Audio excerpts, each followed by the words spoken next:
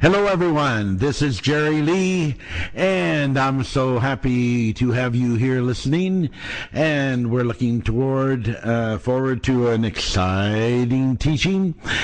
I'm here standing in place for the manifester, and just wanting to appreciate all of the help that we get with the organ from my wife, Janet Lee, and just to appreciate all of you fine listeners and responders, thanking you for your hearing of the Word. Tonight, we continue with part 4 of Lattilution versus evolution. We're going to do some reading tonight and teaching tonight from the Seven Thunders Speak book called The Manifest Chronicles Before Genesis.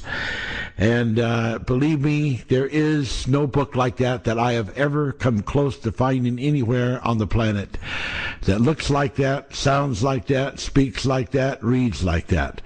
So if you don't have this book, and I'm not trying to give you a sales pitch to buy one, but you are the loser if you don't have this book. You need to get online and get this book, The Seven Thunders Speak, Manifest Chronicles Before Genesis by the Manifester. All right. So we're going to be reading to begin with from page 311. This is what it says. God made a physical infinity in which temporary physical universes would begin and end. It was given one job, one purpose, to be a matrix, a womb of creation from which creatures who would rise to God consciousness could step up to an eternal life and eternal mind with an eternal relationship with God. Everything else that happens in between must not be imaged for another purpose. There are no private exceptions, no special respects. God by M's own code of ethics is no respecter of persons one over another. Physical life is a chance. Uncertainty is built in. You can read, in case you're questioning that, some people have quite a problem with this term chance, and they often just don't think that it's Bible, but it is. There's more than one place. I read this scripture to you last week. Let me read it again real swiftly here. Ecclesiastes chapter 9, verse 11. Ecclesiastes chapter 9, verse 11. I returned and saw under the sun that the race is not to the swift, nor the battle to the strong, neither yet bread to the wise, nor yet riches to men of understanding, nor yet favor to men of skill, but time and a chance happeneth to them all. So this is a totally different philosophy than evolution. And if we're going to believe the Bible, it's going to be different than evolution. It is exciting to have the Bible and have it make it stand. I know that scientists had a lot of negatives for a long, long time to say about Genesis and how that water got on the planet Earth. They figured that it came by either a comet or an asteroid. But as science has advanced, they have learned that whenever something as sensational and conclusive of event as an asteroid of large size or a fairly good sized comet would strike the Earth, that they both leave a signature of residue, and those signatures of residue would remain in the Earth, and they would be there as a fingerprint that event had happened. And you know, guess what? They cannot find any such fingerprint or signature to show that water came that way. Now the new and latest discovery, and I thank my friend for sending this scientific update to me, because I think it's quite neat that he did that, and it got me that information, and it's helpful. It's hard for me to keep up with everything happening today because I'm so busy. But this latest report is that they made a discovery that before the Earth was really made into a habitable planet, that there was a special kind of dust, and it was very much full of moisture, and it actually, from this dust that was in the sky, that eventually came down and filled the oceans with water, that was how the planet Earth got all its water. And you know what? That is very, very correlated to the Bible. So people should be very slow in jumping to conclusions about what is fiction, what is myth, what is not scientific, because scientific, they're just in the beginning stages still of even beginning to know, one half, let's say 1/3 of what the potential of everything is. And that is not in any way putting down some of the great scientists there are, some of the great theories that they've come up with. That is not the intention of my presentation here at all. So let's go on here. We're back in page 311, the seven thunders before Genesis book. Physical life is a chance. Uncertainty is built in. People are given an extent of free will. They can choose to destroy their chance, and someone else may will to destroy the other person's chance of a particular lifetime.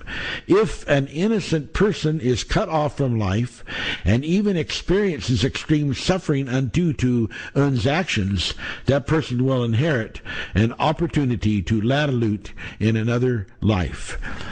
The nature of the universe unfolds.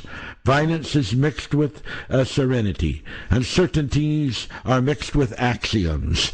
Anger is mixed with happiness. Disdain is mixed with love. Imposition is mixed with godliness. The universe has one job. That job is to provide emerging, living entities with an environment until such entities can develop a consciousness that can discover God, an issue that takes priority over all other input. Everything must be considered in relationships. Even a very small animal body could seem to bacteria to be a universe. Everything is relationships.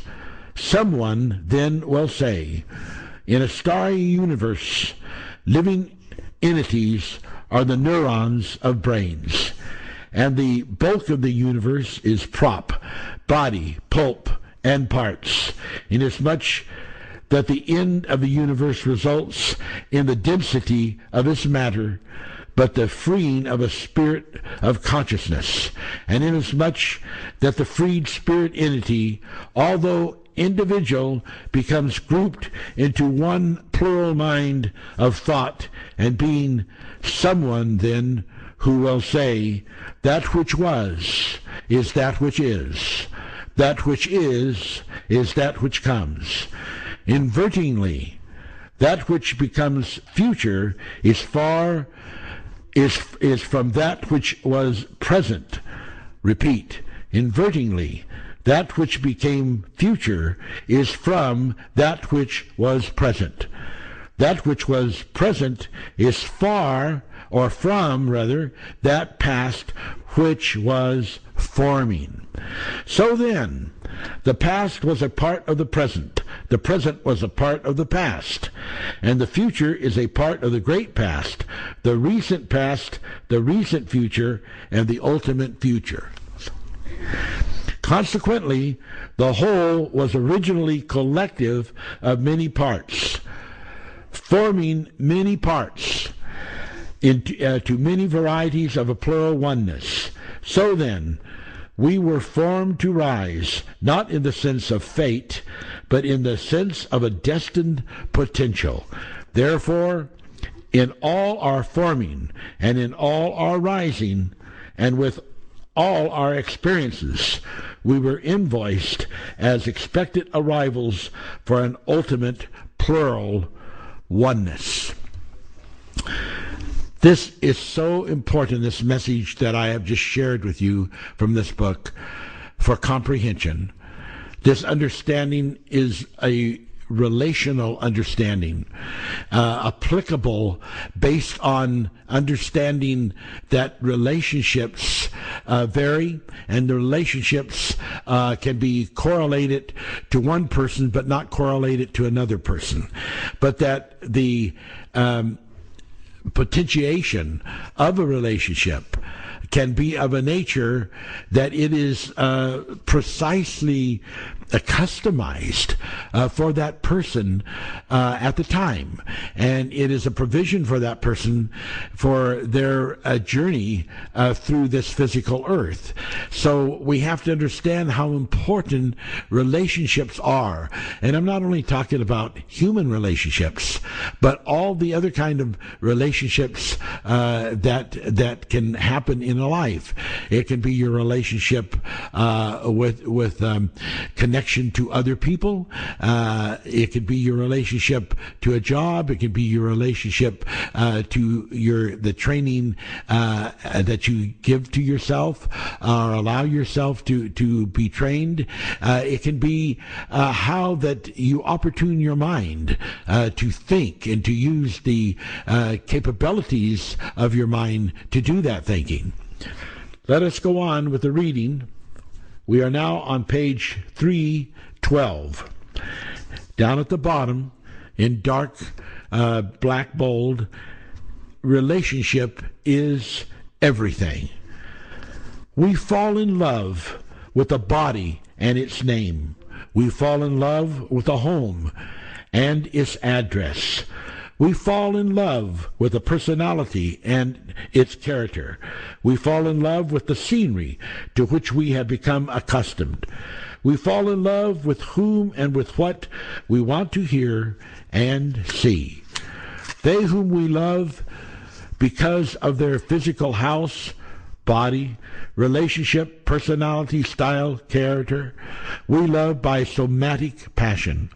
However, once our spirits are freed from our body houses, we love all ascended spirits deeply the same.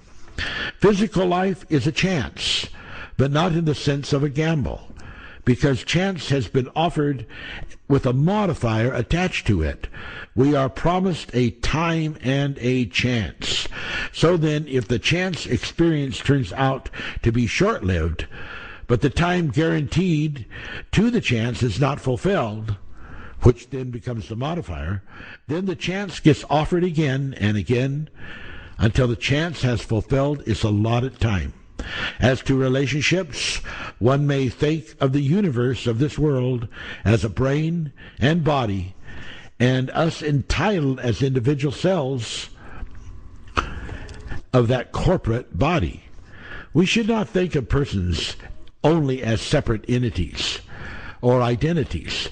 We should think of persons as a part of the universe, the universal collective body, which has billions upon billions of cells, each cell individual, yet collective at the same time. Certain cells have certain roles, but the whole good of the body has preeminence over the individual good of the cell. Each cell must do everything that it can to preserve the body itself and its family cluster of cellship. When a universal course has fully conducted its last role, then the many entities emerged of the universal corporate body will become a collective of one spirit mind. Everything beautiful in the universe came out of turbulence and conflict. So then, it is seen that the very creation created by the Creator is to an extent enmity to itself and alien to the Creator. Nevertheless, the creation is tolerated, even as a baby in the womb is tolerated by the mother's immune system.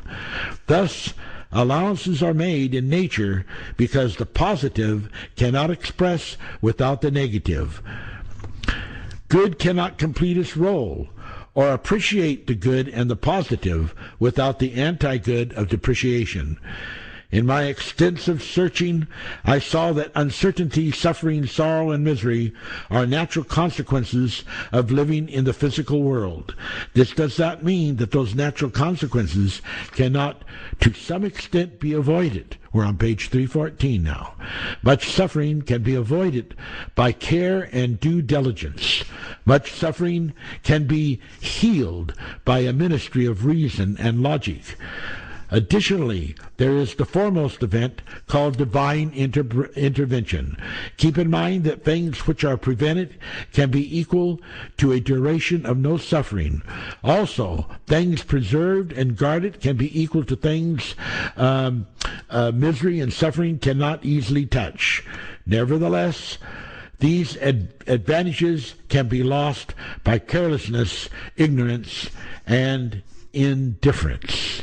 Wow. That's my first reading. We'll come back, we'll do some more reading, but let's talk about a few other things. Let's get something clear on this business of understanding what the Manifest Ministry is saying in its constructions of presentation as to the subject of evolution. Number one, we are not saying that it is an accursed theory or an accursed ideology. We are not saying that. We are not saying that everything that evolution presents is incorrect. We are not saying that. We are not saying, though, that evolution is the end all of the revelation of God. We are definitely not saying that because we do not believe that. Evolution. Okay, it's sort of like if we were to suddenly be talking about a proof of age. And we said, okay, we have found by these different bones of this particular species age groupings and age divisions. So by this discovery that we have made, archaeologically speaking, with our scientific fluorescent style of discovery, we have, in this forensic discovery, come to the point of proving that these particular species do have an aging process. And let's suppose that they called that particular science evolution. That is very similar how evolution is. You know, they go out there and you discover some things that happen in nature, and then you call it evolution. You can make a theory out of it. You can make a science out of it. And if you watch in nature what generally happens in nature or things that have occurred in nature, then you could say, yes, this occurred in nature. This happened. It was part of the relationships of events that is natural to nature. And then you could say, I'm going to brand that a name and call it evolution. And you can make a god out of that if you want to, but I would not advise that. You could say, oh, this is incredible thing about evolution. It is just telling us all this information. That information has already been told. It's been told and written in the sands of the earth and written in the atoms. It's been there for eons and eons of time, and you can give it a name. There's different names that people do give it, and we're going to talk about all these different potential names of creation force and creation theology or creation theory, and it will be interesting because you, as a Christian or as a thinker or as a person, need to know these things. You don't want to just go through your whole life toward a resolution, just going day by day on guesses. Guesses have some advantage. They're better than the Doolittle stool of nothing in the brain. But it is good for not having everything based on a guess. The Bible does say, prove all things.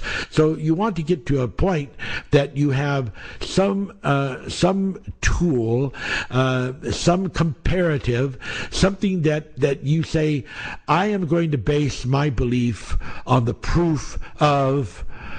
Now, someone will say, well, I'm basing it on archaeology. That means discovery by digging in ruins and in dirt and in rocks and so forth. That's what they want to discover. I hope that there is no one out there would want to base your whole life on archaeology. I think archaeology is a great science, and I am not knocking it, nor am I knocking any of the archaeologists. But I want to tell you something.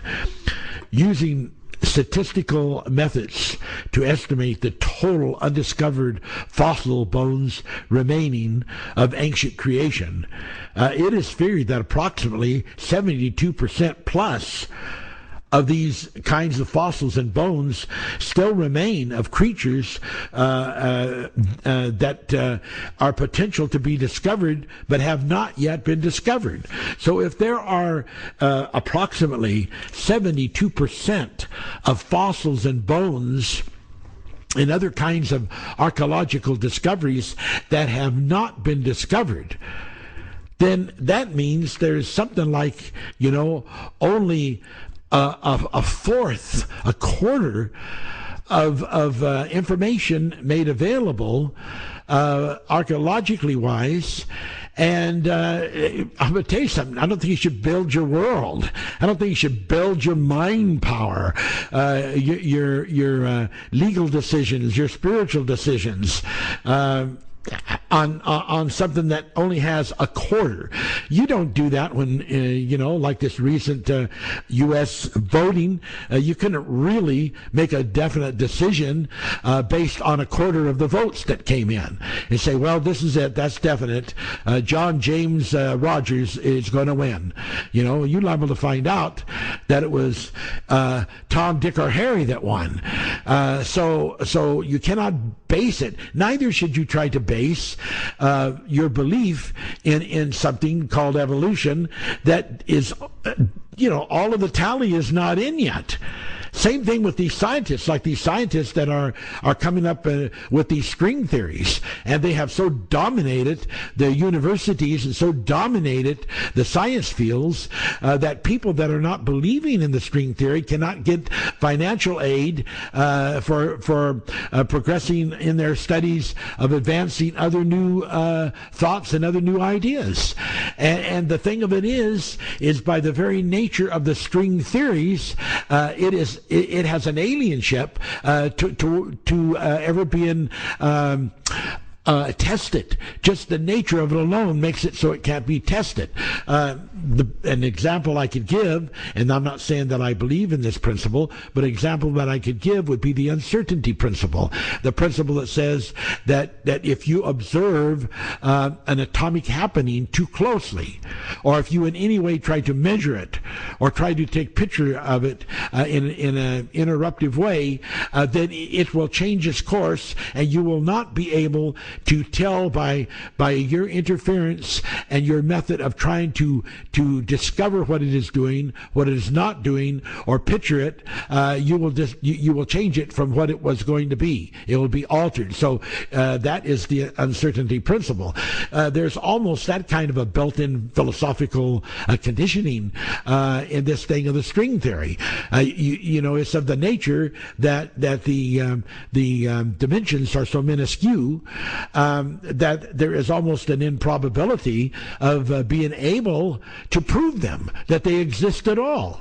So these are things that we have to look at. I'm not saying that this is impossible. I'm a believer in the words of Jesus that all things are possible.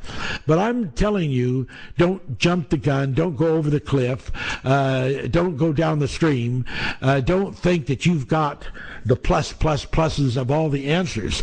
I'm not saying kick out evolution, throw it down the sinkhole. I'm not saying anything like that. I think there's a lot of interesting ideas and knowledge that has come out of using that word to place the disposition of events and happenings in nature into roles and into categories by putting it under these titles of evolution in the categorical kind of ways that they do it.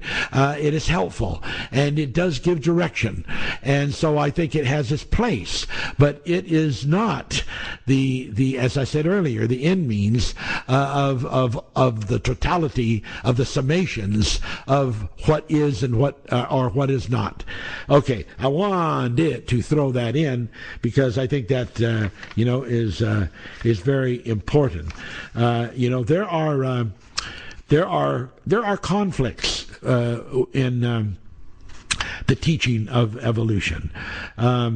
It has in it all kinds of different ideas. It has problems with the classical laws that have been the root system of the science world for eons of time. Some of the classic, like the first and second laws of thermodynamics, like the law of the conservation of mass. There are problems with those laws, and we'll get into that a little bit later, and how they match with some of the theories of evolution. Now, first off, a person would have to say, well, are these laws 100% right?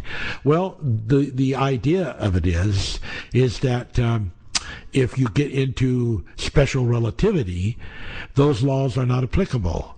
Or if you get into the quantum theories, those laws are not applicable. But that is not saying by any means.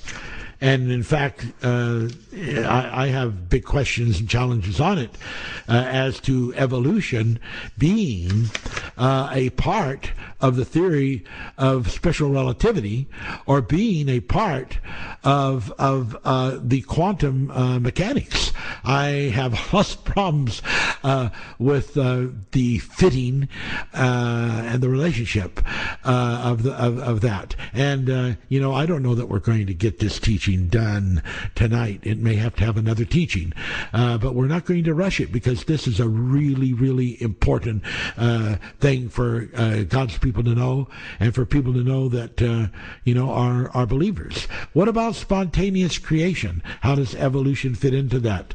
How does some of these other ideas like the special theory of relativity and quantum mechanics? We'll try to get to that tonight and talk about that some. What about virtual particles, virtual reality? How do they fit in? Well, I think you'll find a very interesting connection there also later tonight. We want to look at modern physics and especially the part of modern physics that says there is no such thing as nothing. And then there's another part of the quantum modern physics that says, oh yes, nothing, is something. And I'm putting that in my own words there. But, the process of nature can have an affiliation with some of the evolutionary theories, but not necessarily is it in the totality evolution. And we want to talk about that tonight because these are extremely important things. Well, I'm going to get back to my reading in the book in a minute or so, but if we just carried on a little bit about this thing about the laws of nature. nature. I mentioned the thermodynamics. There's the first and second law. Those are very, very interesting to know and to read, and we want to get into that a little bit. We want to talk about that a little bit because it's going to be eye-opening, no question about it. There are many scientists, I'm not saying the bulk of them, but there are many scientists that they say evolution does not agree with the laws of nature. There are those that also say that evolution does not agree with the laws of the classical scientists, which is pretty much saying the same thing.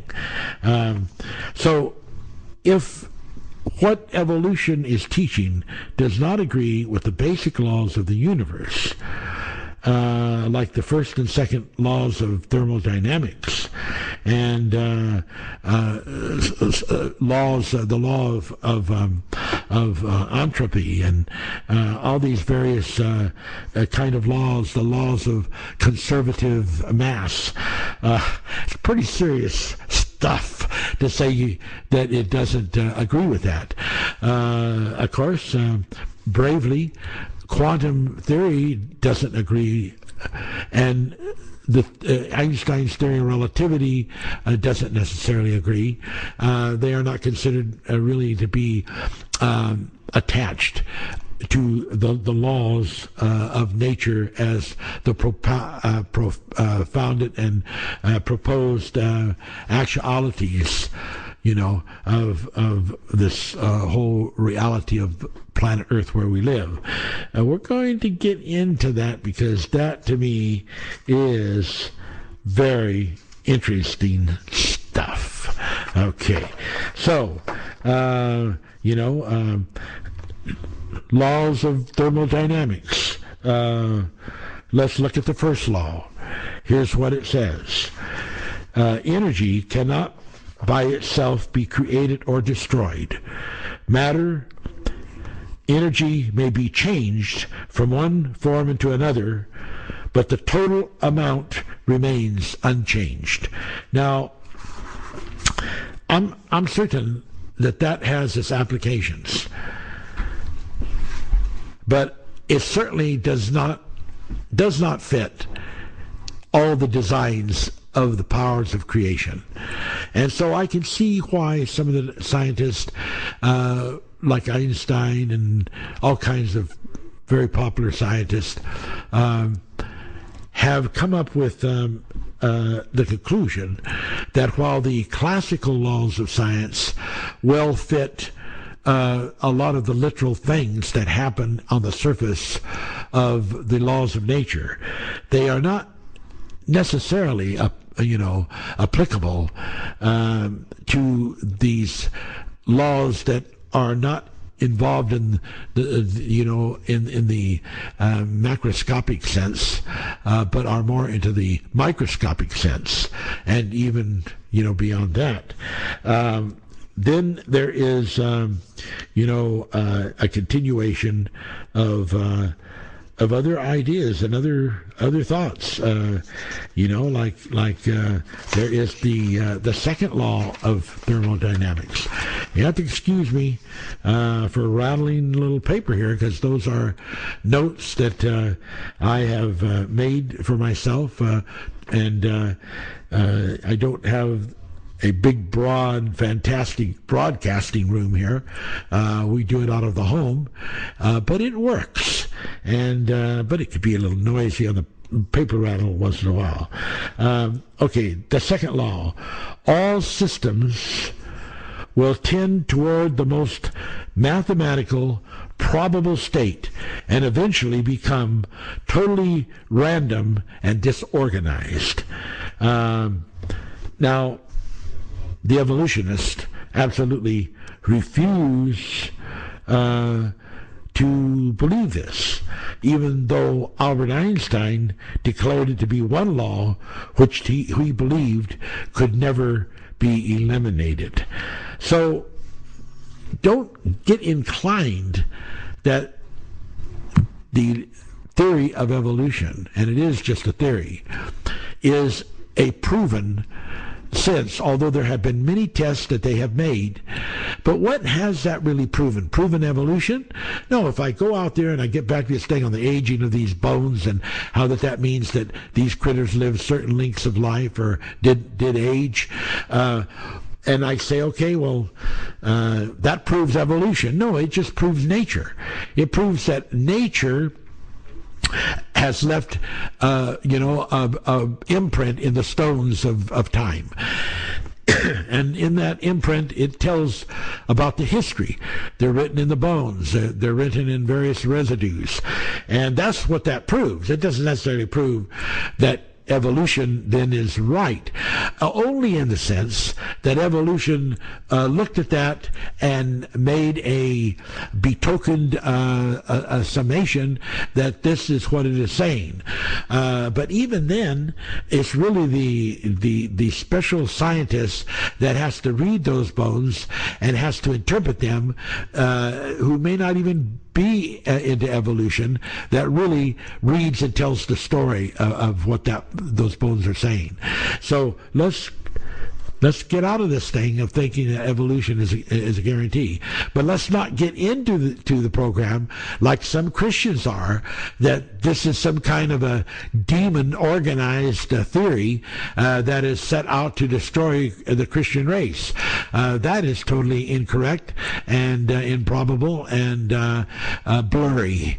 Okay, so all systems tend toward the most mathematical probable state.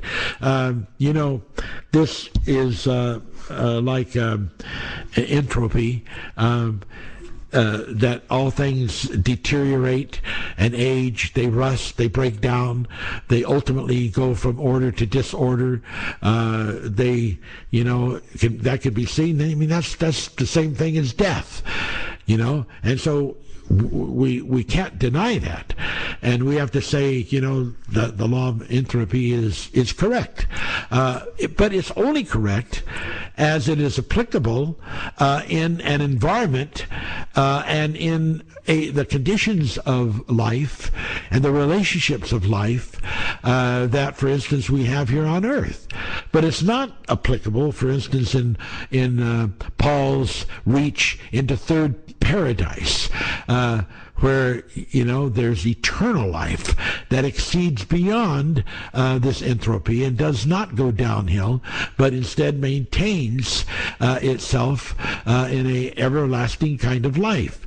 And we're not even talking spiritual life there. We're talking the potential of even physical life, like the tree of life. That if Adam and Eve in their physical body had eaten of the tree of life that grew out of the ground, that they would have been able to live forever. So there is much into that, way beyond what people at this time know. We're into baby science. The world is still pagan. There is so much that is not understood, not known about these laws that they've come up with. There are some distinct, interesting things. This entropy, which is basically the law of increasing disorder. This is a thing that we who are Christians have to work against all the time. There is a natural tendency, it's in nature, this tendency toward decreasing or I should say increasing, rather, this tendency toward the increasing of disorder. It's a natural thing. So, you can call that evolution if you want to, but it's just the fact. It's a law of nature, and it's about what is happening in nature, and that's what the truth of the fact of the matter really is. Like I say, you can call it whatever you want, and it has a relative truth, but not ultimate truth. Okay? So those are things we look at, we think about, we consider, but we do not make any of those ideas to become the cinch that we take the nail and we cinch it so that it won't be easy to lose its grip. All right, let's go back to the book for a bit. And let's do some reading out of the book before I get into some of these other teachings. There are so many really good ones. Turn with me, if you have the book, to page 338. Okay? So on page 338, and we're in the book of the Seven Thunders Speak, the Manifest Chronicles Before Genesis by the Manifester. If you do not have this book, you are doing yourself a dishonor, because this book will open your mind and will open universes and will open the world of the angels and of spirits and of heaven and heavens. It will open energy dots. It's an incredible book, believe me. I had a fellow the other day say to me, I don't understand it. I don't understand how that one human being could even be used of God to write a book with such things in it as this has. Well, God can do anything, and he can use a piece of wood, a stick, to do it. And I give all the praise and glory to God. Okay, page 338. Lattilution means lattice, as in the replicate patterns, folded or crossed and duplicated. These patterns take on variations, distinct one from the other, and become individual prints known as lattices. Each physical thing, visible or invisible, has a lattice print. Lattilution is also the events of setting free the potentials of these lattices in creation beginnings. The way of lattilution prevails upon all increments of the universe. The soundtron, being imbued into all that is, acts as the potentiator for procedure deportment, and therefore provides potentiation for lattilution to steer through the praxis of its paths to fulfill destinies. Just for your sake, for you people that are not familiar with the term soundtron, S-O-U-N-D-T-R-O-N. The word tron is a Greek word that actually means thing, but when it's connected in a certain way, that thing can become relative. In this case, relative as a rule or a measurement. So the scriptures that the word soundtron comes from is in Psalms 19, verses 1 through 6, and in Romans 10, chapter 10, verse 18. And the interesting thing is that in the Hebrew, the word that is used is line, L-I-N-E, like as measuring line, but is transliterated in the Hebrew, in Greek, from the Hebrew as the word sound. So a person would think, well, how could they make that kind of a mistake? If it's a line, if it's a measurement, how do they put it into sound? Well, in the Hebrew root system, there is the kind of marking that characterizes that particular line as, for instance, being the kind of an instrument that would be thrown overboard and used as a string, a line that would have sound intonations, that as it got deep it would have certain soundings, and so it would by those soundings and by that string it would measure the depth. So it used both the line and to which all these sounding devices, and it used the idea of the measurement, which included the idea of sound. So that's why the transliteration from the Hebrew of line in Psalms 19, 1 through 6, and in Romans 10:18 to the term sound. So when we say soundtron, we're talking about the sound line, or the sound measurement.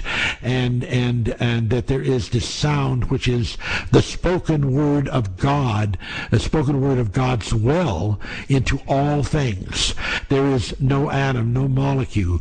There is no collection of any kind of atomic or non-atomic or any kind of quantum particle that does not have imbued into it the soundtron. The soundtron, penetrates all things of all existence. And so therefore, this thing of Lattilution is very, very important, because when we talk about lattice, we're talking about, like the atomic lattice. And we did the teaching here just the last couple of weeks. We talked about the Jacob's ladder, and how that actually is a part of a lattice. And also in the New Testament, when Jesus talked about that the kingdom of God was like a net, and that this idea of net, N-E-T, is another kind of lattice, and the kingdom of God is like that here on earth. So, and in the universe. So this revelation is absolutely so important, because in the idea of Lattilution, we have the lattice, which is the print, and the way that all things are imaged, that all things are created, that all things are made, so that print is the lattice. So we're talking about the lattice that includes the fingerprint of every kind of characterized example that exists. And then when we say Lattilution, that comes from Greek word that means lutron, to set free. And so when we talk about Lattilution happening, we're talking about the lattice that has a potential being set free. And that is what Lattilution is. And that is what happens in creation. When the Lattilution is set free, creations happen. People have lattices, which can not only mean about their body, but it can mean about their character and their nature. It can even include problems that they have inherited in their genes. And that becomes their lattice. And sometimes people have to have their lattice healed, so that their lattice becomes transformed to a different characterization of latticed style.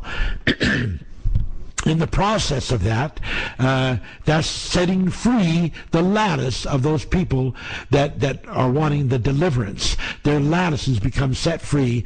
That's lutron, set free. Lattilution. So Lattilution sets free the seed to be able to grow. Lattilution sets free nature to inspire and expire. Lattilution touches everything that there is, because it is the soundtron, the word of God's will, written into all creation, into all the universe. There is no place, it says in Psalms 19, that one may travel in the universe. As far as one would go in the universe, no matter which direction, no matter the where, you would find the line that had touched everywhere, which is the voice of God. This was understood in Psalms in a beautiful way. It would talk about how that the sound would even cause animals, to give birth to their offspring, and all the different things that sound would do. There's beautiful scriptures in Psalms that reveal these deep and beautiful truths and realizations. And this idea of getting this truth out of the Lattilution is absolutely important and essential for people to know, so that they can be set free on every level. Lattilution incorporates every level, and we want to get into actually showing you how that is the case. And I'm just hoping that it would be the Lord's will that we would have the time to get into all that. But if not tonight, we'll just add another night tonight to it. Not that we're going to in this short series going to be able to cover everything of the subject of Lattilution. You're talking a book, but we can cover enough that it can be intelligent to you, and it can be enjoyable to you, and it can be a power fitting to you, and set you free on many different areas and many different levels of your thinking, and correlate with you in a profound way, so that you develop a coordinates toward those things which have truth and which shine and have aura. Okay, now let's go on. I can easily get carried away when I start talking about these subjects. They are so exciting. Back to page 338. Okay. Life cannot flourish without messengers. As the somatic body operates through messengers, hormones, etc., the corporate body also operates through messengers. Sometimes messengers are not accorded recognition, but a dutiful messenger will always find ways to broadcast Un's message. As far back in time as time can tell, God has sent messengers to the universe. That is true for the now of this age, and for the long, long ago of the whences of the forevers that once were. And so shall messengers again forthcome in the long, long of forevers that will be destinies, yes, destinies. This is where messengers, or as they are called, angels, came in. For when these super beings are sent out from the first domain, they are sent out on missions of messengers. We're on page 339, and we're now getting ready to go into the approximate third paragraph. This means, of course, they must take on periated terrestrial bodies. Now this is talking about the angels. This is saying that when the angels go on missions and they are going into a creation episode, that they have to take on bodies that are going to be identifiable to the species that they're going to be dealing with. So if they go into the ocean and they want to deal with a dolphin, they'll take on a dolphin body, and they will lead those dolphins out of some terrible poison danger or threatening danger, if that is the will of the angels to do so, because maybe they're being threatened, these particular ones, by extinction or something of that nature. That's all possible in the messengership of angels. But they're not going to go down there looking like a human or looking like an angel, because all that would do is frighten these blessed critters right into the danger that they're trying to be saved from. So communication has to have a skill to it, and that skill has to have a level of comfortability that deals in identified relationships, and animals can understand identified relationships, plants can understand that, and people understand that. It is very, very, very essential for people to have an understanding, the animals, critters to have an understanding, because when they do have this coordinated understanding, it helps eliminate fear. And very difficult to think, to operate, to move, to be useful in the full capacity when you've got adrenaline moving through your body at streams and circuits. Okay, let's go on. This means, of course, they must take on periated terrestrial bodies whose cells are capable of continually renewing themselves, while at the same time, by the messenger angel's mental desire, they are able to create bodies that are capable of changing shape, form, and age appearances by phototranslation. Now, there's photo translation, there's photo transition. Sometimes people say, I saw an angel, or they'll say, I think I saw a spirit, or I saw an apparition. I'm not saying that every time someone visions something like that, because it can just be something that's like a daydream. It can be something imagined.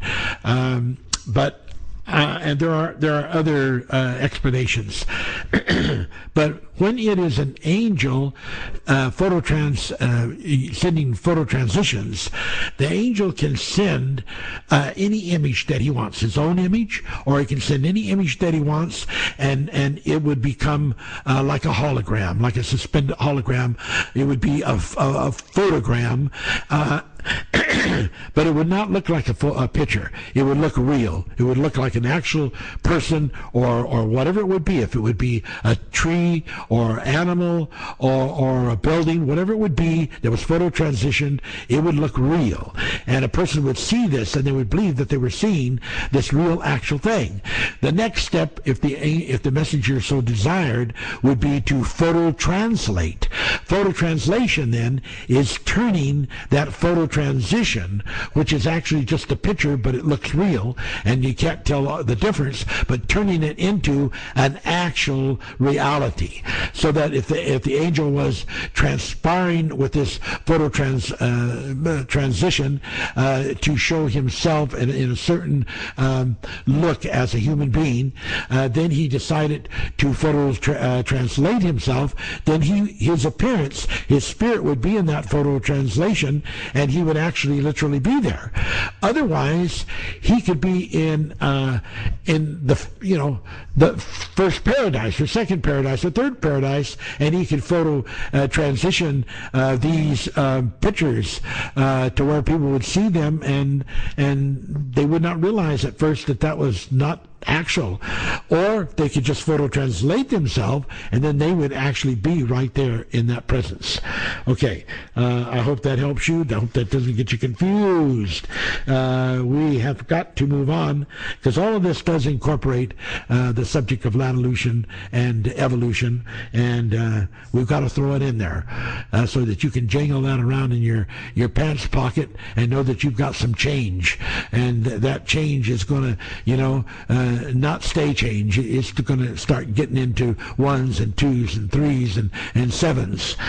Praise God. Okay, let's go on. It's an exciting time. It says here, page 339, they're capable of continuously renewing themselves, while at the same time, by the messenger angel's mental desire, they're able to create bodies. They're capable of changing shape, form, age, appearances by photo translation. These photo translation appearances are an image projection, or as it may be said, by photo transitions. They can be by photo transitions, or they can be photo translations, and I explained to you the difference. If the need necessitates, the messengers can appear transitionally in their first presence as a celestial being, either in on-site visits or visits from a distance. So it is, such anointed ones, being messengers and guardians, may choose to reveal themselves in bodies of flesh, or to reveal themselves in bodies of spirit essence. Their work is in dealing with the codes of the Soundtron to bring forth creations. Their care of style and choice is, of course, most binding upon them as the success of the final outcome. This brings us to the energy dots. As those, and we're on page 340, as those super being messengers work the soundtrons, collective thought energies of those angels are imprinted into minute densities as punctum points of datum, called energy dots. Now this, of course, is just one of the information streams that go into energy dots. In fact, the history goes into the energy dot, and we see in the 7 universes that it speaks of in the book of Revelation, that each of those books of Revelation basically involve the know and the works about each of those particular churches, which really translate in Greek to groups of like persons. And that the real revelation of this is so incredible. You that end up getting this next publication that's coming out on the Peace Bible, when we have put in this sensational ABG, the Alpha, Beta, Gamma revelation, which is should be readable by persons from 6 years old and up, it's going to be sensational because it's going to reveal how that the churches that it uses, the 7 churches, are actually represented by one of the spirits of God, the 7 spirits of God, and each one of those star universes, which are each one of those churches, or groups of people, are those that have overcome, and they that overcame, their life, their story, their information, is known, as it says right there in Revelations. It is known and it is revealed in this knowing, and as a memory, and it has the works, which means and translates to the history. All the history of that universe is written into the into the energy dot. Now, the beauty of this, is that this energy dot is there. All 7 energy dots are out there. We are living in the 8th universe. Before these universes, there were other kinds of living places for entities, like, for instance, the Alpha ages, and on and on and on. But right now, we're just concerned with the universes. That's plenty of information for us to get into. But why has this been missed? Why have so many theologians, why have so many people that preach the message, why have so many people that claim to be deeply divine and inspired missed this revelation of the energy dots and of the 7 churches being the 7 stars that it talks about in the book of Revelation, which are the 7 universes, and which are the 7 spirits of God, which are the plural spirits, each plural spirit of representing the plural spirit of all of those who overcame that universe. Now, why is it they missed it? Well, here's why they've missed it. Because they have not understood the last chapter of Revelations, and the part of Revelations that says that this book is a book of prophecy, and they have ascribed that prophecy to a prophet ministry, and a prophet ministry has exhortations during the present time, and it has futuristic prophecies, but it does not have prophecies that go backwards in time. That is not what a prophet of that nature is. They cannot go back, but there are those who in the past, and they still exist today, have been called seers. Now, a seer is also a prophet, but they are a different gifted prophet than just a straight prophet. A straight prophet has exhortations presently and can make future prophecies, but a seer prophet can not only go back in time, but they can see the present and they can see the future. That is why over and over throughout all the book of Revelation, it continuously keeps saying that which was, that which is, and that which is to come. That the spirit of the prophecy is clearly declaring itself. This book is a book of prophecy. And what is this book of prophecy about? It's about that which was, it's about that which is, and it's about that which is to come. And what does the Bible say throughout the Old Testament? That which was is that which is now, that which now is that which is to come. And it's a repeat over and over and over and over again. And there's a reason for that, and we haven't got the time to get into all of that. But that's why people have not understood. They have not understood that this prophet and prophecy, this Christ prophet prophecy, is a seer relationship prophecy about that which was, that which is, and that which is to come. Therefore, it could not even work as a book of just prophecy. So in the last chapter of Revelations, when it says this is the prophecy, a book of prophecy, well, when you're talking about the churches, there's no prophecy there. That's something that already supposedly has taken place in Asia. And that's already happened. And that starts off with the book of Revelation as being the proposition of something that already happened. It's not a prophecy. It's not a part of a prophecy. And so the only way it can be a part of a prophecy if it is a metaphor of something that goes back in time. And then as it goes back in time, and it's a metaphor of that which goes back in time, and then you have the revelation of the seven spirits of God, and you have the revelation of the seven stars of God, then that goes backwards, and that begins to show you that incredible revelation. Of that which was, that which is, and that which is to come, of the seven-star universes, of the seven spirits of God, and this information that reveals the knowledge, which includes the memory, and the works, which includes the history. Wow. Okay, enough of that. Let's go on. We got to keep moving. So we're page 340. As these super being messengers work to the Soundtron, collective thought energies of the angels are imprinted in minute densities as punctum points of datum called energy dots.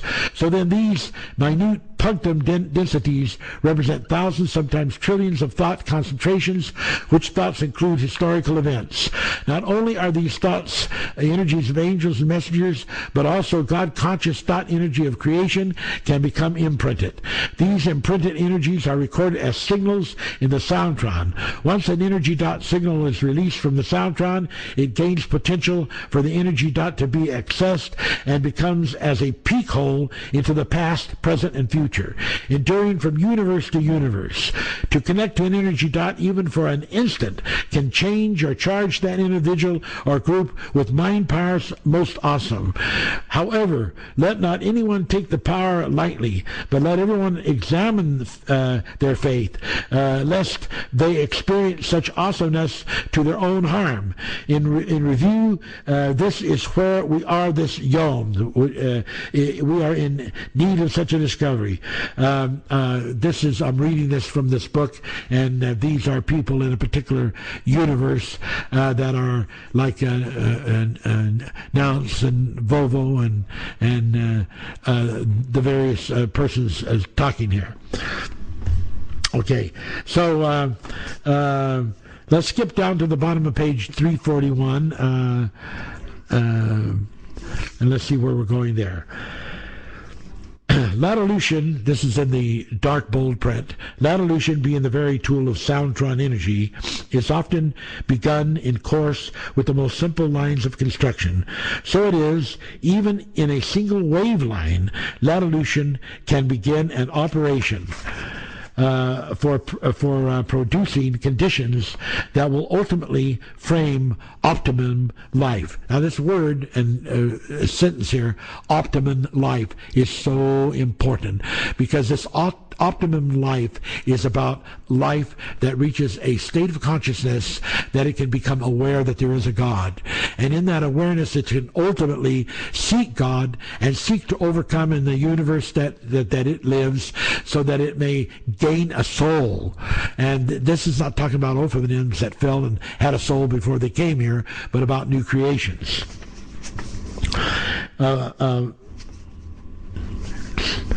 Okay, Volvo. My humble pardon requested for interrupting you, Master News. But if there were not messengers to work the Soundtrons, would there be no creations? A thoughtful question, Volvo. Yes, of course there would be creations. Now this is very important. You see, this is being taught that there are natural consequences that are written into the Soundtron. And so whether there were angels out there spiriting creation or not, it would be a natural thing in the production of nature to bring forth creations. And as I said last week or so, that you could have creations rise that could be like the various kinds of tribes of human beings that were pre-Adamic. They did not have souls. And this was the problem in the 6th chapter when the sons of God began to marry the daughters of men. They began to intermarry those that had souls, which were the sons of God, with those pre pre-Adamic people that did not have souls, and God could not allow this. And that's why God had to bring an end to that kind of a possibility, because it would destroy the whole soul promise. So I don't have time to get into that right now. That's another big teaching, but it's, of course, very interesting. Yes, of course, it absolutely does. So it says, if there were not any messengers available, or if no messengers acted, there is coded in the Soundtron a long-term self-activation of the Lattilution process. Messengers, however, eventually would be needed. Now I would like to finish my presentation on Lattilution. Optimum life regards complex systems as physical bodies capable of maximum perception of God consciousness. The emergence of God consciousness is the prime destiny. So then, the highest destiny is divine recognition, which is optimum life's highest fulfillment. There are, of course, degrees and depths of knowing God through cognitive recognition. In the process to reach optimum life, Lattilution codes many launchings of living constructions. 5 of these launchings of living construction are called: 1. Replication of similitudes; 2. Accommodations; 3. Trials; 4. Curtailments; 5. Transformations. Now, that's a big teaching. I can possibly open that up here today in the amount of time that I have left. I have so much else to cover, but these are actual teachings and how Lattilution works, and replication of similitudes, accommodations, trials, curtailments, transformations. These are the processes. Some people might say, well, isn't that sort of like evolution? Well, isn't evolution sort of like how nature advances? So if we're using evolution to describe it, or Lattilution to describe it, it still ends up being what's happening in nature. The profound difference is that ideology-wise, ideology-wise, evolution is tagged without having a real connection to God or need to be connected to God. Whereas Lattilution is the premise of God in creation, and is all about what creation is for. So replication of similitudes, meaning that someone is created. That may not be the last time they are created. They may have to have a replication, or they may have to have an experience that is a replication, or there will be other replications that are similar to them. But there will be at different similitudes. In these different similitudes, these replications can move up and down between the different levels. Accommodation. This can mean that there are other people that have been created, and their destiny is just to accommodate other people, like they are probes and props. Like the Bible says, God has made vessels unto honor and to dishonor. Sometimes a person could be for a period of time working out. Bible says you'll reap what you sowed, working out something sowed in another life. Then the next life they become a vessel of dishonor. But if they properly fulfill even that vessel of dishonorment, doing what they're supposed to do in the destiny of that dishonorment, and they fulfill that, then that dishonorment becomes an accommodation to the other people that is providing that accommodation for. That accommodation can be a road detour or a road sign, keeping those people from going a certain wrong direction, keeping them from error. So accommodations can have many different profound leadings and crossovers. Trials. That is another kind of Lattilution that allows, by built-in genetics, that allows by interference that happens from other people that come into your life, or circumstances of the government or the nation you live in or the land you live in, or it can even be things such as disasters that come upon the earth. These are all trials that are a part of the nature of living on the planet Earth. They are also a part of the plan of Lattilution. These trials are things that people have to dodge around, they have to overcome. There's much more to it than this. I'm just hitting on real simplicity here. Curtailments. Curtailments happen to people. People think that they're going to go on with the same thing forever and ever and ever. It's never going to end. But we have age curtailment. People only live so long. The sentence of death, the Bible says, is written in every person. Every person is going to have so many heartbeats. Every person is going to have so many times that the cells will turn over and remake themselves. And then all of a sudden one day they quit unless there is a divine intervention. And so then that could be a curtailment. Other things could happen. Marriages can fall apart. Love can be lost. Terrible consequential things can happen that force a person to curtail how they were living, how they were thinking, apply different modes of thought, apply different modes to their religious aspirations, so that everything fits into the lattice of what their destiny at that time is. So we have to understand these things are all part of Lattilution.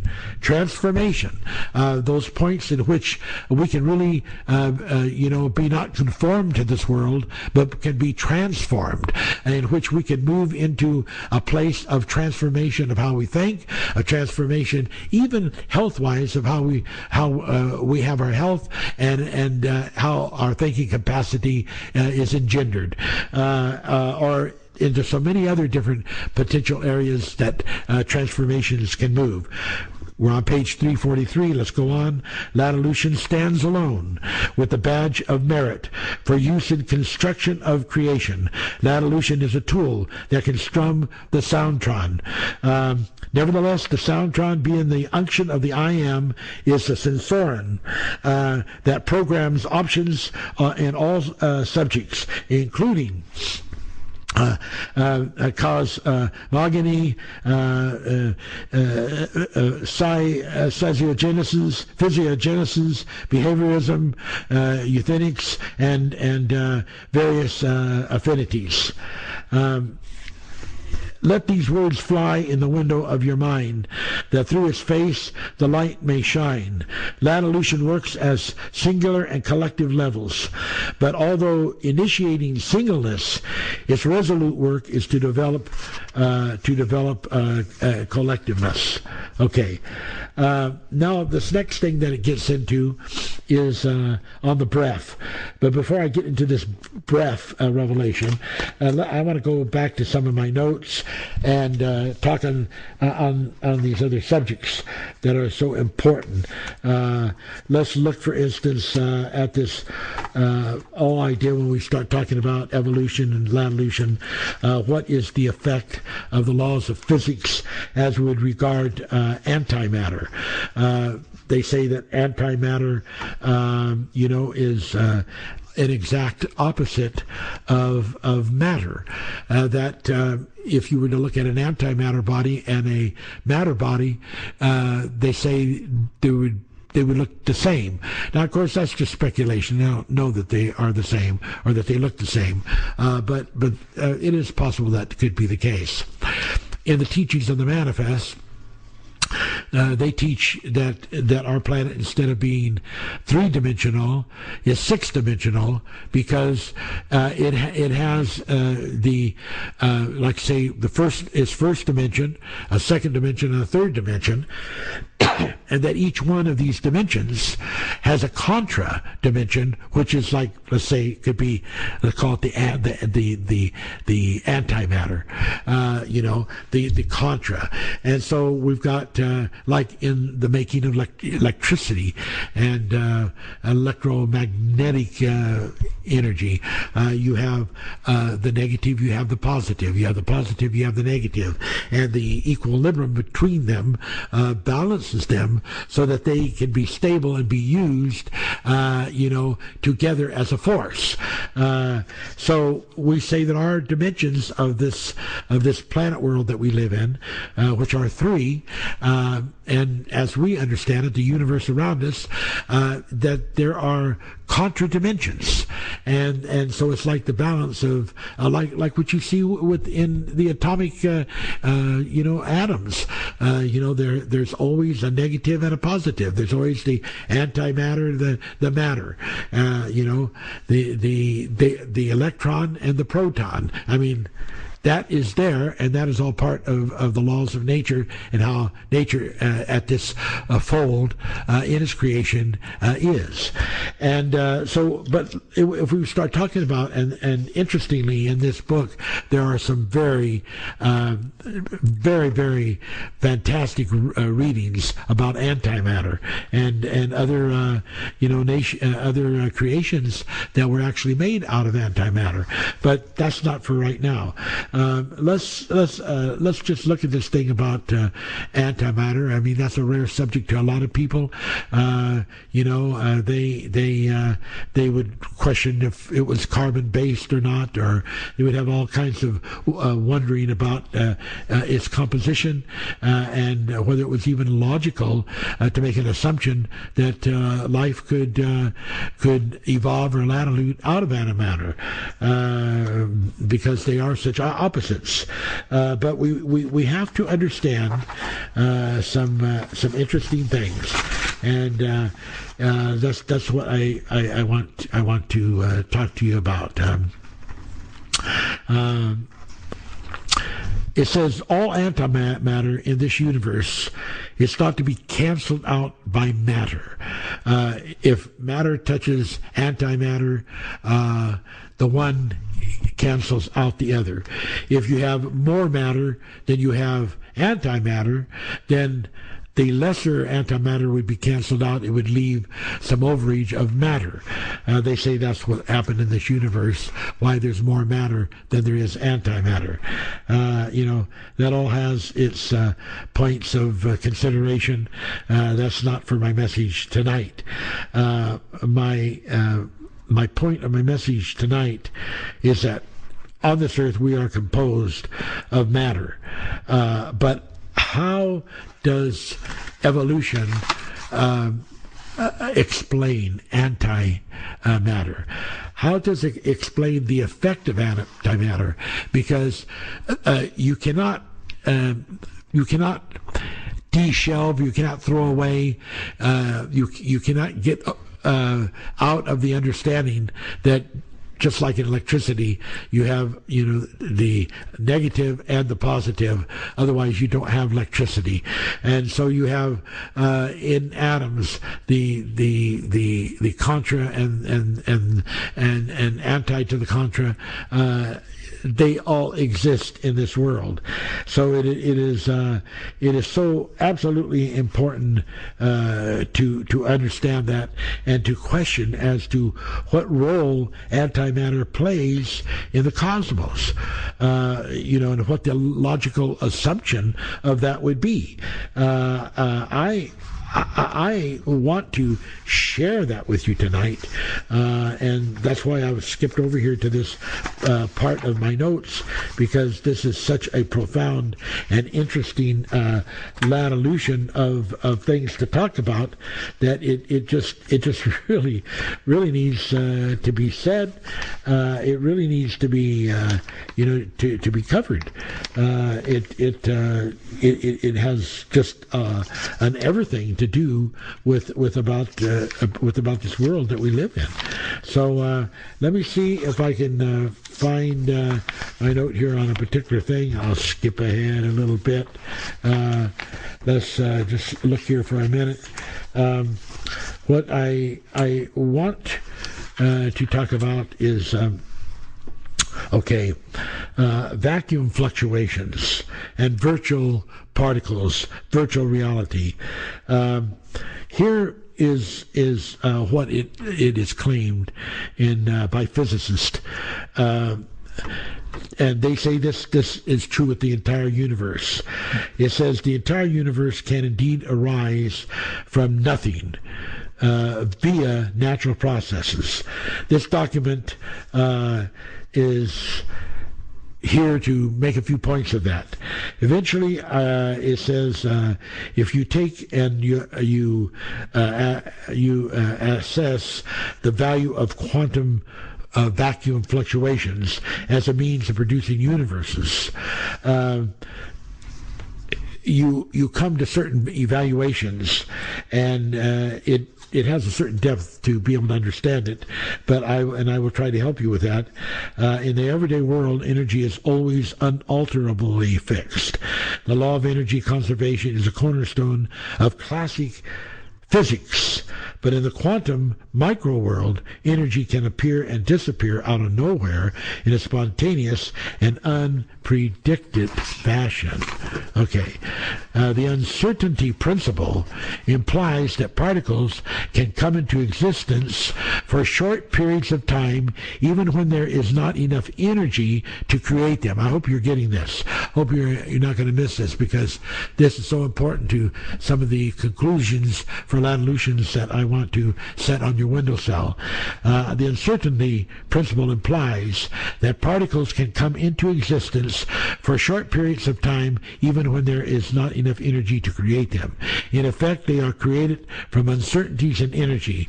One could say that they briefly borrow the energy required for their creation, and then for a short time they pay back the debt and disappear again. Since these particles do not have a permanent existence, they are called virtual particles.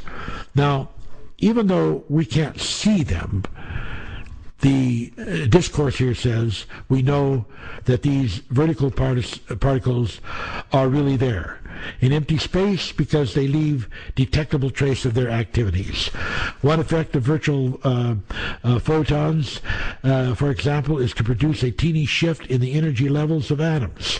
They also cause an equally teeny change in the magnetic moment of electrons. There's two things, then, that are a sign that virtual particles are reality.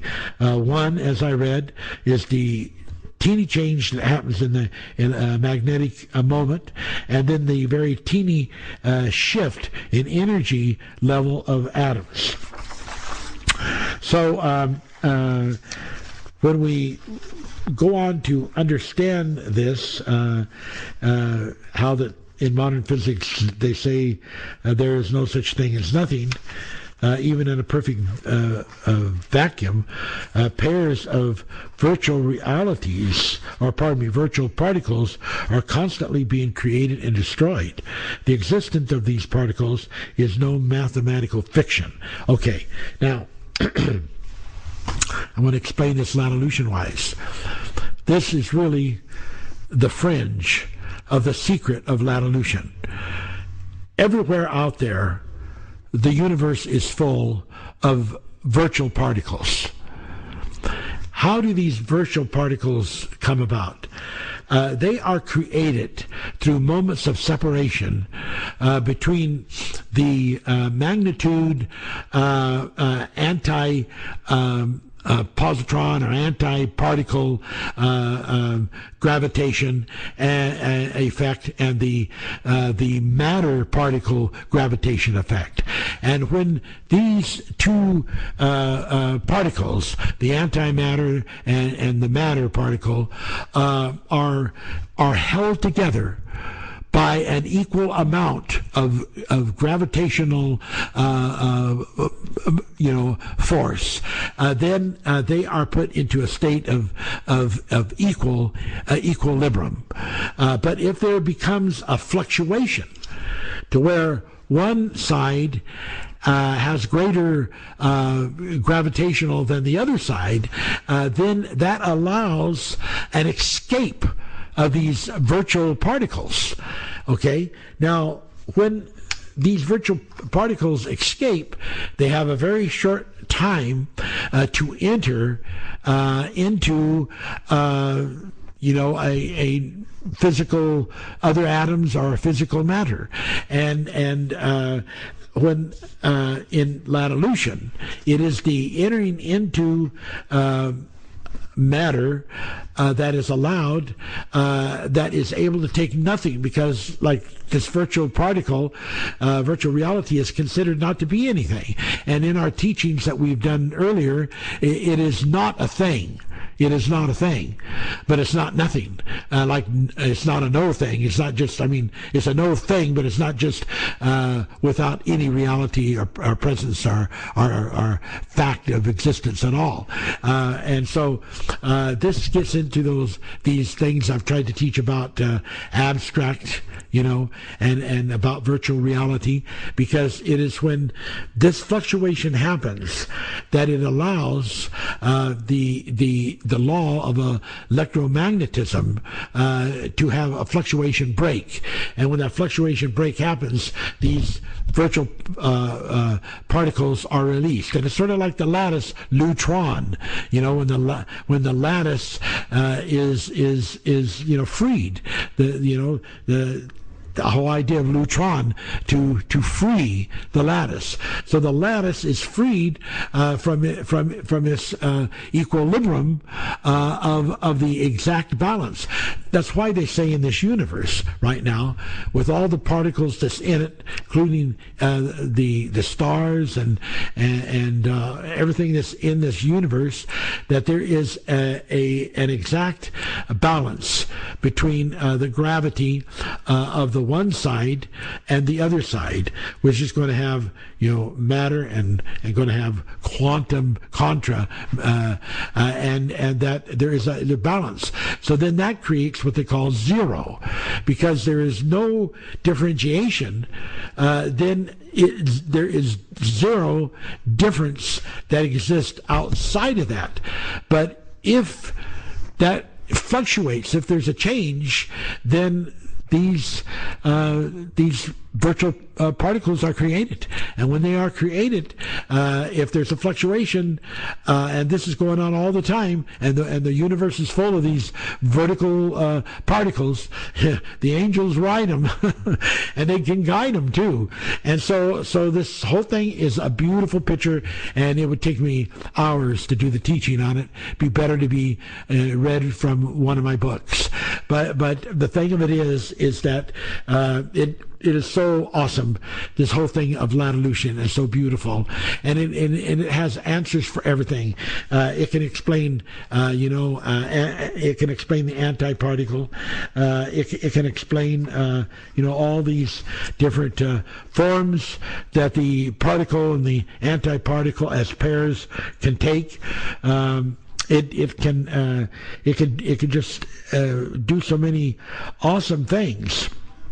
Because as I said, when the negative gravitational energy exactly cancels the positive energy, then that's when you have an equilibrium. That's when you have zero. Okay, so that to me is exciting. That's how that things can spring out of nothing. It's just all part of the beauty of how God has made everything to be in such an outstanding, awesome, incredible, beautiful way. Okay, so the laws of conservation of mass, the idea of mass, it implies that any chemical process is a closed system, and that the mass of the reactant must equal the mass of the product. So even in the law of the conservation of mass, when we get into the chemistry aspect of things. If we're into chemistry, any of you that have ever been into chemistry, you would know that the three most important aspects of the teaching of chemistry and of understanding chemistry is to understand, number one, what is called an incomplete reaction, and to understand, number two, the law of reversibility, and number three, the law of dynamics. And that might sound simple, but it is not. It is quite elongated story about the power of chemistry. But of course, when you get into the non-liquid and non-chemistry forms of matter, and you get into the quantum, and you're dealing into microscopic and beyond, then that is another aspect that is out of the classic range of the standard law of the conservation of mass, which incorporates and includes the various differentiations that occur in the chemistry. But there are things that do happen, come about because of changes in chemistry. Chemistry is big. It includes hormones in the body. It includes vitamins. It includes even the capability in some sense of the brain, through its hypothalamus and pituitary, to send messages to the other messenger parts of the body. So it is a big, gigantic thing, and not anything that is minor at all. So we're going to have to do another study, another week, next week. We're going to have to do number 5, and maybe that'll be like the hand of God, the apostle, apostles, prophets, pastors, teachers, evangelists, hand of God, apostolic ministry type of thing. But boy, I mean, praise God. It's going to be exciting. We're going to get into all kinds of answering other questions. We might even be able to explain some of the other meanings about the black holes and what part that they actually play. We'll get more, cover more to do with the vacuum fluctuations and the virtual particles. We will get more involved, with talking about antimatter, and then we will go on to page 344 to the super brief dimensions, where we call constructions of breath, and we get into this BREFF, which is a wave of existence, but how that breath is used in the rhythm of Lattilution, and how that its capability as a curtailment to shrink or diffuse its form, or make a reduction of style, can have such an effect, Lattilution-wise, on the modification of a person or a thing, or a conjunct. So that's coming. God willing, next week we will get into that, and it will be exciting. Today we have some things to cover that's going to be very interesting. You might not want to leave out on this, because I want to share with you some very, very interesting information that I came by recently, that is happening on planet Earth with people who have had strokes, and they've had these strokes for years and years, and not been able to move parts of their body, but all of a sudden, with this new method, they're being able to move their bodies. I haven't read every bit of this book, but I read a lot of it, and the name of it is The Brain That Changes Itself. The Brain That Changes Itself.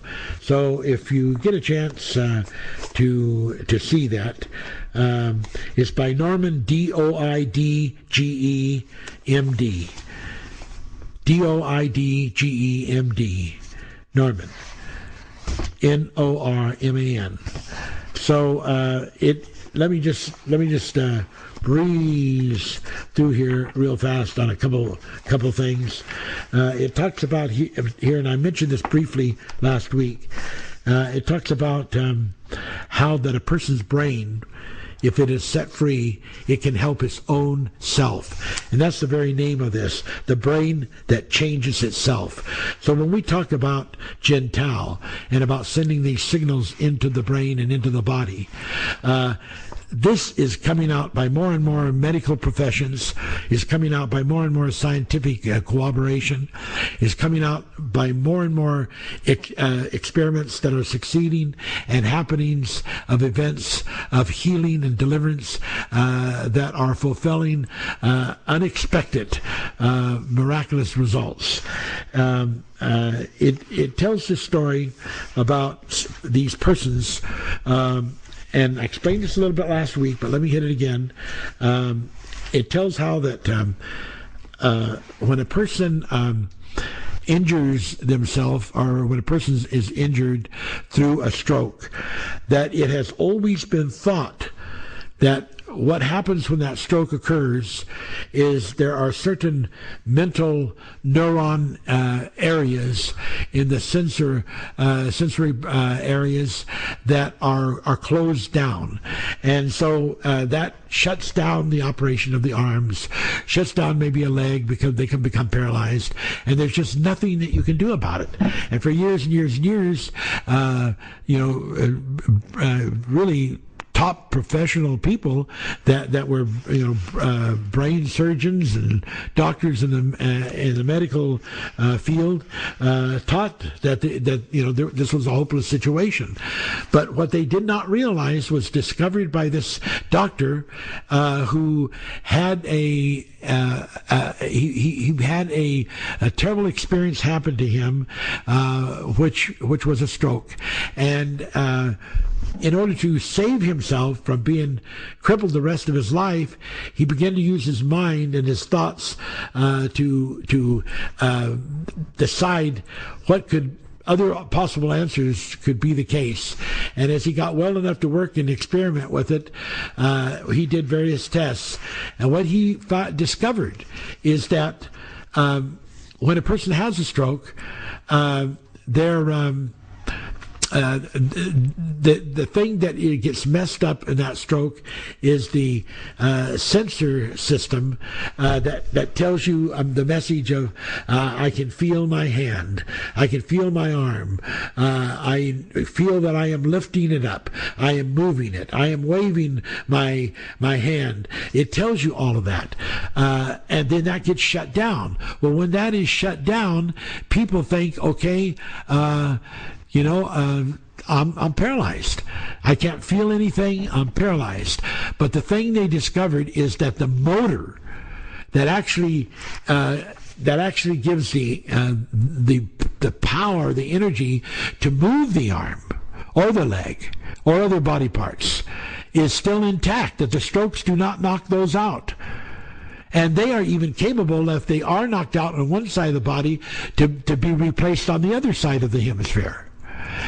And so when they found this out, they found that by simply disconnecting the sensories that had been damaged, and then making it so that people could not use their other good arm, and that if they wanted to have any capability of using their arm, they would have to try to move that arm that was paralyzed. Then it was explained to them what the deal was. Look, you still have the motor capacity to move your arm. And someone might say, I've been paralyzed for 13 years. How could I possibly think that I could move it? Well, you can. Because what we're going to do is we're going to disconnect the sensory. But you see, this can also be done just by the overpowering of the brain. But they remove them, and then they say, now you have your motor capacity. All you have to do is you have to think on this, and you have to tell your arm that you can move it, and you have the motor capacity, and you won't be able to feel it, but you will be able to move it, and you will be able to use it to feed yourself and your limb to be able to walk on it, and you'll have restoration of that.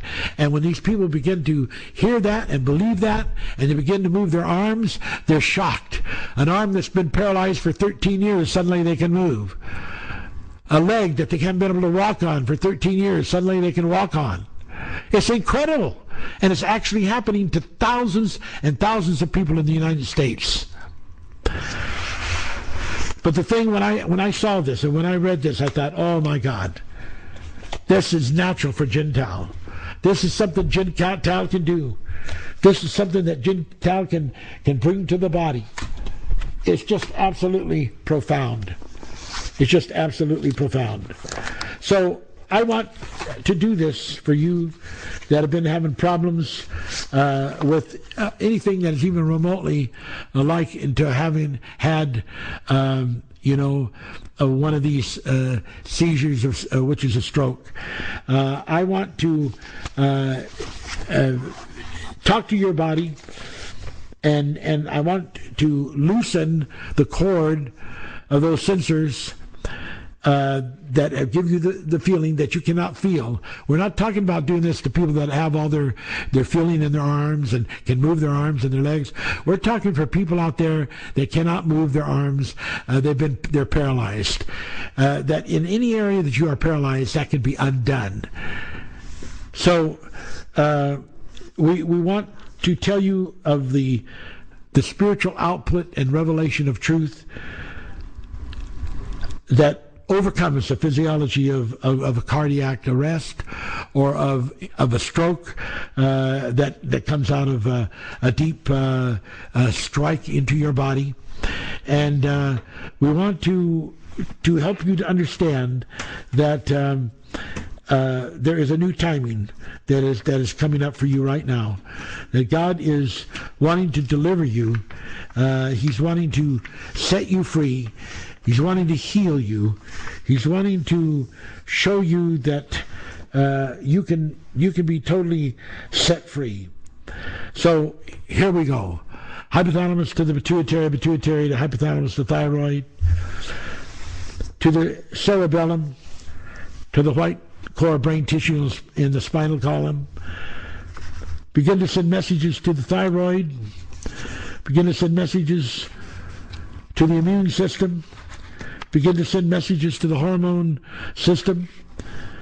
Begin to deal throughout the entire whole body, and especially begin to deal in those areas that are involved with the sensorum effect into those limbs or arms or parts of the body that are paralyzed, and begin to disconnect those that have been affected and made unusable by a stroke, and begin to deal in the minds of these people to be able to understand that they can move their arms and legs. Hypothalamus to the pituitary, pituitary, hypothalamus to thyroid, to you who are hearing this message, to you the person. Hypothalamus to the pituitary, regulation hormones, begin to deal regulating this messages and all the hormones that are beginning to be sent out from the pituitary, the thyroid, from the hypothalamus. Begin to regulate throughout the body the sensations from the hormone being sent into these areas to overcome the operations of those sensory parts of these paralyzed limbs and paralyzed arms. Begin to release them from those sensors and begin to open up the mind. Begin to deal with the mind to become cognizant and aware that the motor is still working, and they can move those limbs, they can move those arms, they can move those formerly paralyzed parts of the body. Hypothalamus to pituitary, pituitary, hypothalamus to thyroid, to lymphatic gland, through the corpus callosum, through all the hemispheres, through the frontal lobes, through the back pyramidal medulla, to the pons. Begin to send a saturated message that overcomes all opposition. If there's any inhibitors, if there's any blockage, if there's any messages opposite opposite and against this message that had been put into the body begin to dissolve and eradicate that. So be it. God bless you. God face shine upon you. God give you peace. We love you. Thank you so much for being here and listening to this teaching. Next week, we will go on to number 5 of evolution. God bless you.